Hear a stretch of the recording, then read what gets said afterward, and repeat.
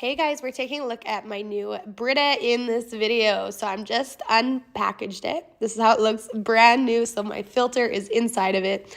I've unpacked that. And then we're gonna place the filter into the filter holder piece here. So super easy to assemble that first portion of it. Then you're gonna place it inside the pitcher itself. I love how clear this pitcher is. I just did the clear white color, but there is also a darker color you can do. So I'm just gonna fill it up with water now.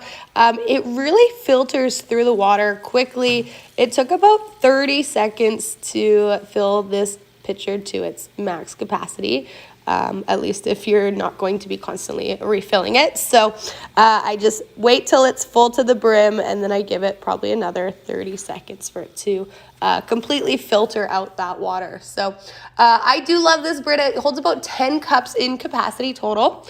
There is a little button at the bottom. You're gonna have to hold that left button down for about 5 seconds, and that'll activate the filter life function. So it'll show you a different color indicator as to when that filter has gone bad or starting to go bad. So when I pour a glass of water now, you'll see it shines bright green, meaning the filter is good to go, and that'll change as you use it throughout. Really great tasting, fresh water. Definitely recommend it.